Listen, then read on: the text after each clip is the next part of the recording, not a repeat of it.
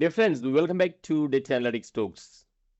Most modern organizations recognize that their data benefits their entire enterprise. Unlike most resources, data does not diminish the value as it is used. The same data can be used in many places. And the more combination of data an organization creates, the more value it can extract via enterprise-wide visibility, usage, real-time analytics, and more accurate AI and ML predictions. The organizations that are good at sharing data internally as legally permissible will realize more value from organizations that are not.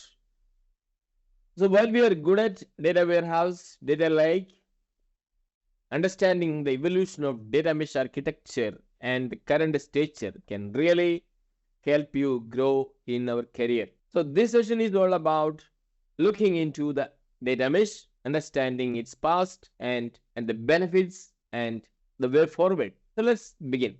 So welcome back. As Carl Sagan says, you have to know the past to understand the present. Yes, great understanding of the data warehouse approach, its limitation, and its non-coherence with the modern system and application approach will really help you understand the need for data mesh. So I will start with how applications and system approach change. In traditional way, it used to be a monolithic. What's a monolithic? A big undivided system. A monolithic application is a software application architecture that is single-tiered application, where all the components of the applications are tightly combined and packaged together into a one package. So what happens? So when some changes happens in one area, it has to be propagated to all the areas. So there is a lot of dependency between the functionality. So that has changed into a distributed architecture. All separate services supported by distributed architecture. You are aware of the microservices and containerization. They are examples of them. As there is a change in the enterprise systems and application, there is also change in the organization trends. There used to be very few functional units which will own the whole business development and operations of that enterprise. Now that system has changed into a domain level business. Each domain will have its own business development and operation. And also there could be some cross sharing between the domains. So this is the typical approach being followed in many enterprises, from a single or few organization-wide functions to a domain level business development and operations, including the cross-sharing features. So what about the trends in data-driven business? I think the traditional way, the functions used to create data, right? The functions from their operations, from their business, and from their development, the data was created. Now the trend is changed. Now the functions are created from data. That is called data-driven functions. To elaborate this example, when an enterprise decides to retain its customers by giving a new offers, what will happen? There used to be some programs which will identify the trends in the customers and who are the returning customers, who are like losing customers. Then they will prepare some programs and they will make some offering. But nowadays that trend is changed. Now we have all the data from the customers who coming to our business, who make business, and from the data they build some ML and machine learning models, and with the help of the models they make decision. This is called the data driven decision. No more the function taking the initiative. Instead of, we have already set up the data to create the identify proper functions, proper offerings. So this kind of data driven approach has already taken place in the applications and system level. So while most of the enterprises have already started adopting distributed approach like microservices or Kubernetes in their application side, what is the approach exist in their data side? Being a data enthusiast, that question is very, very important and relevant. Let's look into that now. So if you look at closer at 1970s, the organization identified the need for consolidating data from various functions called as sales or logistics or marketing or productions or assets or human resource, whatever it is. They are consolidating and they bring to a central repository for analytics, right? For analytics. So they will be using some ETL. ETL means data, ETL extraction, transformation, and load. We have seen it many times. So in 1970s, that was more of a structured data. The traditional SQL warehouse, Oracle warehouse that supported only the structured data. And from there, they used to create dashboards and reports. So, in 1970s, we started the data warehouse. And there was an operational data pane and there was an analytical data pane, and it was combined using some ETL process. So this was the first generation of data warehouses which manage the structured data. Coming to the second generation of the data warehouse, again that was called a little different name called data lake. What happened? The technology had a tremendous improvements. The vendors provided data lakes which can support semi-structured data, non-structured data, SQL, NoSQL, file system. So their approach has changed. How that is changed? They started gathering data from all the systems, operational data, and they started to extract and load to data lakes as files. Then the data transformed and loaded into some analytical data stored like Azure Synapse or like BigQuery. Then the AIML that directly happened to data lake, and the reports and dashboards got generated from the analytical store. The approach is same. It is all centrally managed approach, right? There is a data gathering consolidation, then there is transformation, and there is also distribution.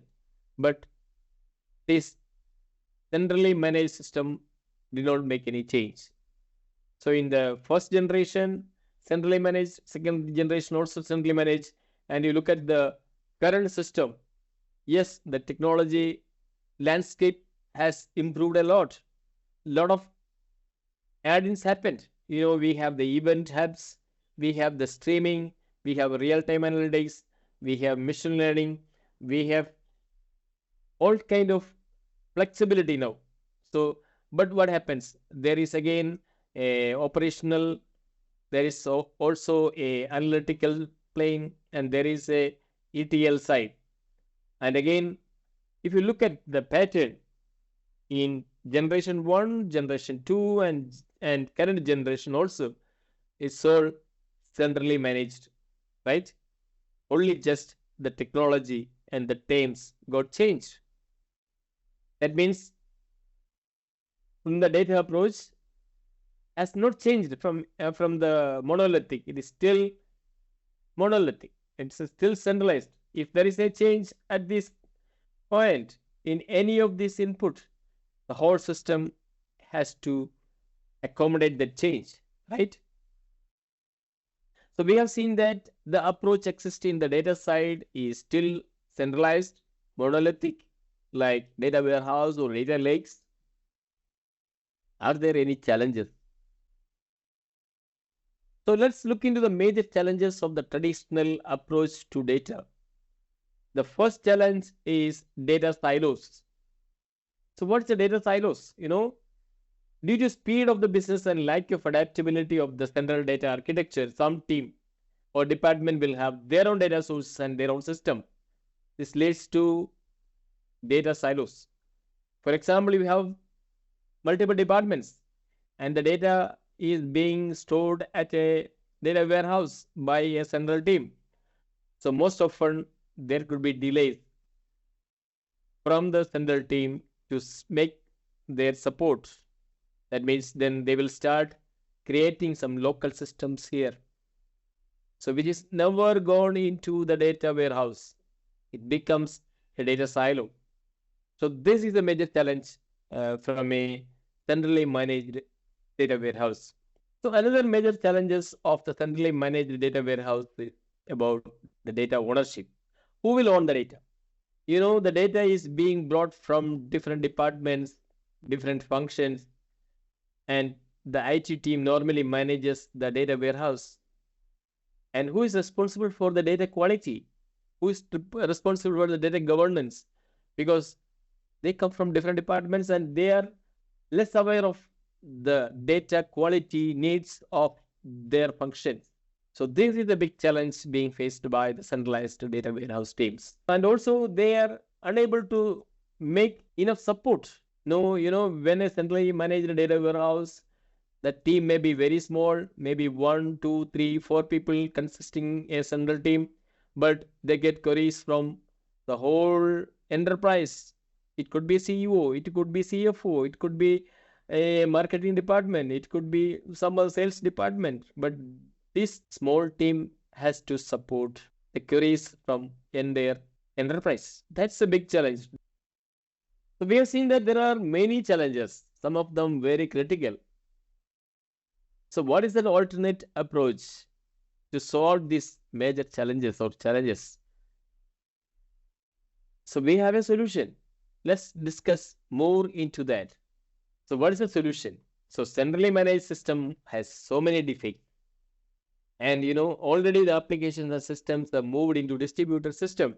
And the organizational function moved from a single functional units to domain level organizational setup. So there is a decentralization of the business into domains, decentralized engineering into autonomous teams, decentralized monolithic into microservices. There is also a decentralization operations into DevOps driven teams. All for scale up software development. Then why we can't decentralize data lake into data mesh? Yes, the data mesh is a solution to all the problems that currently being faced by the centrally managed data warehouse or data lake. It will really help scale up data analytics. So we will look into data mesh in detail. The new approach is all about decentralization of data. So decentralized data lake into data mesh to scale up data analytics. So there comes data mesh. We have to understand the definition of data mesh. A data mesh is a pattern for defining how organizations can organize around one or more data domains with a focus on delivering enterprise data products. It supports data producers, data consumers, and provides federated governance through lightweight centralized policy. There are many new terms: data domains, enterprise data products, data producers, data consumers, federated governance, and centralized policy.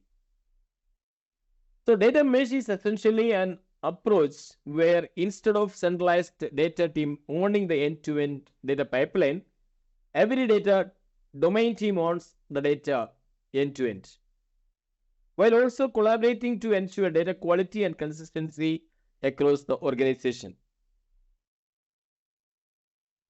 So very important to understand how a data mesh is going to solve the data warehouse challenges. So we have told about the database challenges like central control, data monolith, then data ownership, and data silos. So if we look at this diagram, we can see that there are two domains, domain 1 and domain 2, and each domain has its own data sources. Each domain builds their own data products. And there are operation systems that consume their products. And we also see that there is a cross-domain reference for data requirements, right? Once the products are developed, what is next? There's the self-serve platform. You go to a self-serve platform, you will have the data catalog, we will have a monitoring and alerting system, we will have access control mechanism implemented.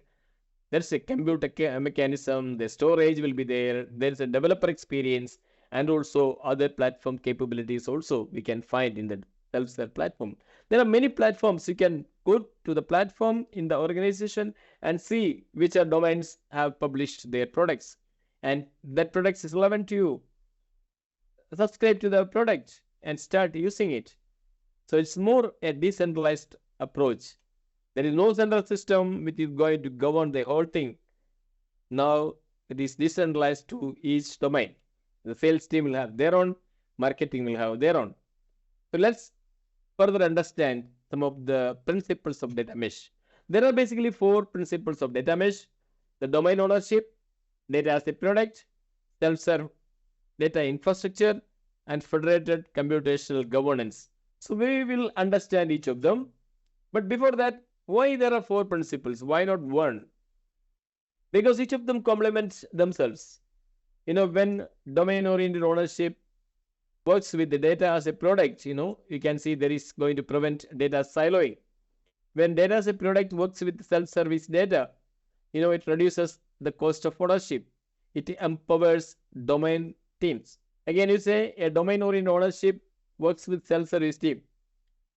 It gives you empower domain teams. When domain-oriented ownership works with federated computational governance, it increases engagement, reduces domain isolation, gets higher order value by interconnecting data products. In short, each principle work together with other principles to deliver values. Now, each principle, like domain ownership. So domain ownership principle mandate the domain teams to take responsibility for their data. So there is a bounded context for each domain. Sales will have their own boundary. Marketing will have their own boundary. Human resources have their own boundary. So domain is bounded context. Then there is teams which take care of that particular context. Then it always deals with the operational data, and that is being used for analytical purposes. So operational data being converted into analytical data to create products. Second principle is data as a product principle. So it is going to inculcate a spirit of product thinking, a philosophy of product thinking. And this principle means that there are consumers for data beyond domain. The product means we are building a product for somebody else. So there is no more with our own domain. So it has to build in such a way. It has to adhere to quality. So data product by domain team, then it has to be maintain the interoperability and interfaces, because the data product has a wider scope, right?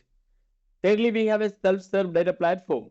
The idea behind the self-serve data platform is to adopt platform thinking to data infrastructure.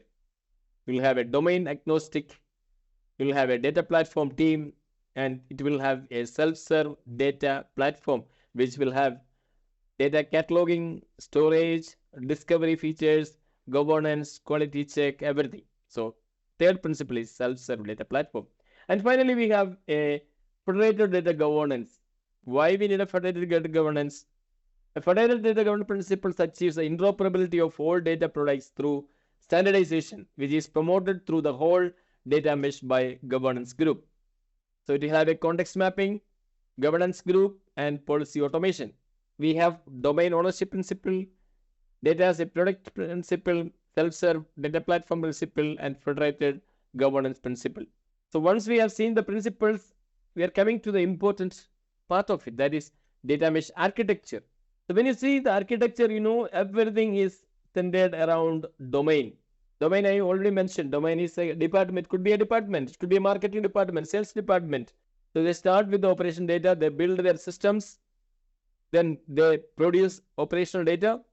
So once they produce operation data, they will have some statistical requirement for understand how the marketing happens across regions, across country, across overseas. So they start building small analytical applications from the transactional data.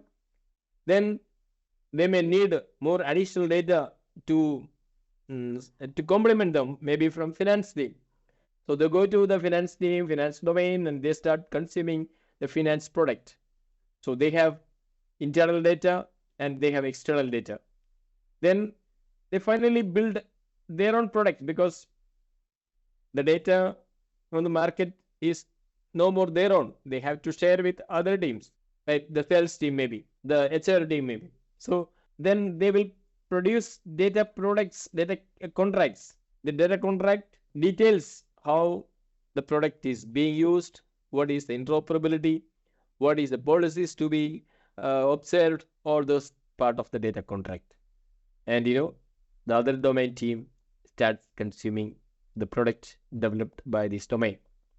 So a domain has their own data. They go to other domain to get cross domain data, then produce the product, build the contract, and they release that product for other consumers to start using it. So where are they going to showcase their products? That is where self-serve data platform. They have a storage and query engine. They have a data product catalog. The catalog will show you all the details about the product from each domain, their use cases, their user manuals, their technical manuals, and everything will be part of the catalog. They have a contract management. They have a monitoring system. They have a policy automation system. So that's part of the self-serve data. And there is, on the top of that, there is a federated governance. It takes care of the documentation policy, security policy, privacy policy, then compliance policies, and interoperability policy. All comes with a federated governance system. And there is also a enabling team. Most of the time, the domain team may not be fully equipped with the full understanding of the technology, maybe the business needs, maybe how to catalog a system. So there will be an enabling system who can give the consulting. They can maybe internal or external, then give examples, also best practices. So building blocks. These are the 4 building blocks for any ideal data mesh team.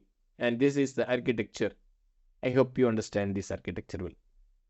So now coming to a product thinking aspect, what is the features of product? The product will have discoverable, it should be understandable, addressable, secure, interoperable, and trustworthy, natively accessible, and valuable on its own. So when you are thinking about a product, you have to think in terms of these features. The domain can have many products, not necessarily one product. It will be consumed by data scientists, data analysts, users, everybody, right? That's we think about a product feature. So this is again a contract. Again, as I only mentioned, the contract is what? It's a document that defines the structure, the format, the semantics, the quality, and the terms of use for exchanging data between data provider and data consumer. So governance is a centrally managed governance system. Then when are we building the mesh? A mesh is built when different domains start producing their products, putting them in the catalog. The other domains started using the cross domain products. So that's how the mesh is being created. We have the marketing, we have the management support, we have the controlling support, and again, there is a recommendation, there is CRM team, there is a product search and article details of checking out, maybe from customer, shipment, invoices. So all these domains, one coming together, and they start consuming each other, and among them, we have the very detailed mesh system. So before closing, we can also look into some of the technical stacks. There are a lot of different ways to implement data mesh architecture. Here is a selection of typical tech stacks that we saw, like Google Cloud BigQuery, AWS S3, Athena, then Azure Synapse Analytics, dbt and Snowflake, Databricks. Then you can use SAP, Kafka, and the Rising Wave. Okay, I hope this is has really helped you understand the technical stack. So we have pretty good understanding about data mesh. And as you go for implementation, you will have a lot of challenges. So let's be aware of those challenges now. While a data warehouse is managed by centrally, they have the technology, they have the knowledge, they have the platform knowledge. But when we're moving to a domain level data mesh, that every team has to have their technology knowledge, business knowledge, platform knowledge, and everything. So it becomes very complex. Then there is a cultural shift. At every organization, they used to have a central dependency on the central team for every need. Now, it's a cultural shift altogether. No, because the domain team gets more responsibility. They should consolidate their data. They should do the transformation. They should create the product. They should think in the product terms. They have to expose their data to other teams. So it's a more work. Again, it's a cultural shift. It's a lot of tuning, and the governance also becomes very complex because otherwise everything was centrally managed or governed. Now this has to propagate to all the domains when the organization is huge. And the tool identification, no, there is no mandate that every domain should use all the same tools. They will can use different tools. So tool selection is a big challenge, and more than that, the talent, the availability of talent. Normally, since the central team is managing everything technical aspects, now every team should have, because everything is managed by central team, and the domain team do not need to worry about the technology, what is being implemented and how it is implemented. Now when the responsibility moves from central to the domain, there should be enough talents with each domain to support them. So we have the complexity problem, we have the cultural shift problem, we have the governance problem and tools finding problem and talent problem. So this is the end of this session. So I try to uh, explore the past and the present and the way forward. To learn more about the data mesh, it's really going to add value, add more skills to your profile. All the best. If you have any doubts, if you have any suggestions, please add your comments to the channel. Thank you. Thank you very much for watching these videos. I think this has given you a lot of information about both the traditional way of doing and the data mesh way of doing. Please comment your suggestions and feedbacks. If you like it, feel free to share with your friends. Thank you.